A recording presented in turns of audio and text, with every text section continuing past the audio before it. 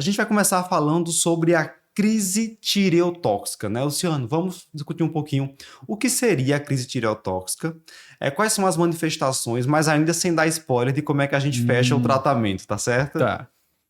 Não, aí assim, a crise tireotóxica ela vai ser caracterizada clinicamente principalmente por aquele excesso de atividade simpática, né, adrenérgica, né?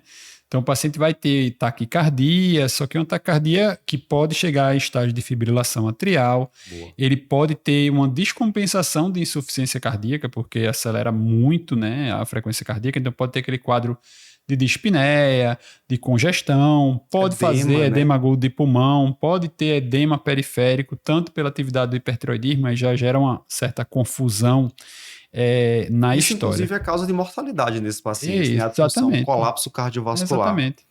E assim, é uma disfunção multissistêmica, a gente diria, né? Então a gente vai imaginar o extremo do hipertireoidismo, que pode ter várias etiologias, geralmente doença de Graves, mas pode ser doença de Plummer. Recentemente a gente discutiu um caso no nosso Instagram de uma gestante com hipertireoidismo transitório da gestação que fez crise tireotóxica. Né? Então, em teoria, qualquer situação de hipertireoidismo pode cursar com o extremo da crise tireotóxica. Pode. Que geralmente, não sempre, mas geralmente tem um fator precipitante. Isso. E aí pode ser, por exemplo, uma infecção, pode ser uma cirurgia tireoidiana ou uma cirurgia não tireoidiana, isso é importante. Pode ser uma palpação, né? Isso aí acho que é mais lenda. Uma palpação vigorosa da tireoide. Uma palpação violenta, é quase esse aí é um caso muito forte. Tentou enforcar o paciente ali.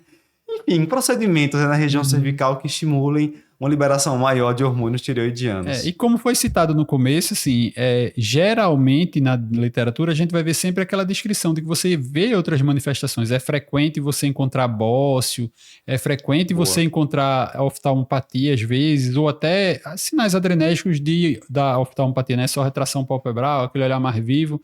Mas nem sempre, às vezes, a gente vai conseguir detectar esse bócio, né? Então, atentar, o paciente chegou, está com histórico de que está perdendo peso nos últimos meses e vem com um quadro adrenérgico muito pronunciado, sudorese muito profusa, taquicardia. Hipertermia. Pode chegar já dos critérios até mais evidentes, né? A icterícia por descompensação, taquicardia chegando à fibrilação atrial, febre, os critérios assim mais manifestação neuropsiquiátrica, né? é constante também assim nesses pacientes. Quando eles vêm com essa disfunção cardiovascular, muitas vezes eles estão agitados, podem inclusive estar agressivos no atendimento inicial, né? Perfeito. Então vamos imaginar aquele paciente que pode ter um diagnóstico prévio já de doença de Graves, por exemplo, e parou o tratamento por conta própria, ou começou o tratamento recentemente, não deu tempo da medicação agir ainda e foi exposto a uma situação de estresse agudo, ou ainda é um paciente que nem tinha diagnóstico e já vai chegar em crise tireotóxica. No paciente que já trata, já tem diagnóstico, talvez seja até mais fácil de reconhecer, porque o paciente vai chegar falando que toma. Hoje a gente está vivendo, infelizmente, esse desabastecimento, né, do Tapazol, então poderia ter aí algum quadro, embora o paciente que já faz uso regular de medicação, geralmente não vai ter uma descompensação aguda, né, porque ele já está ali um pouquinho com a resposta mais prolongada. Agora, aquele que acabou de começar o tratamento, 1 mês, 2 meses, se faz suspensão abrupta, pode ter. Excelente observação, Luciano. No serviço em que eu passo visita, eu vi recentemente um paciente que fazia uso de dose alta de Tapazol, 40 mg dia, e aí ficou durante o mês de final de janeiro e mês de fevereiro sem a medicação. E foi internada com FA por hipertireoidismo. Ela não chegou a preencher critério de crise tireotóxica, mas fez um FA justamente por essa indisponibilidade para comprar a medicação, né? Perfeito.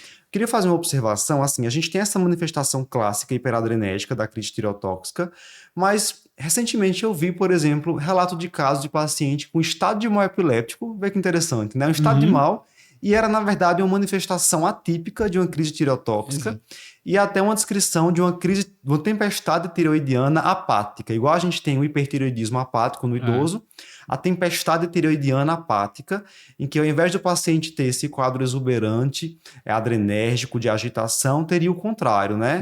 O paciente fica com comprometimento do sistema nervoso central, né? Rebaixado ou muito astênico. Mas em geral ele rebaixa, mas fica com taquicardia. Perfeito. Fica com tremor. A manifestação cardiovascular continua ali presente, né?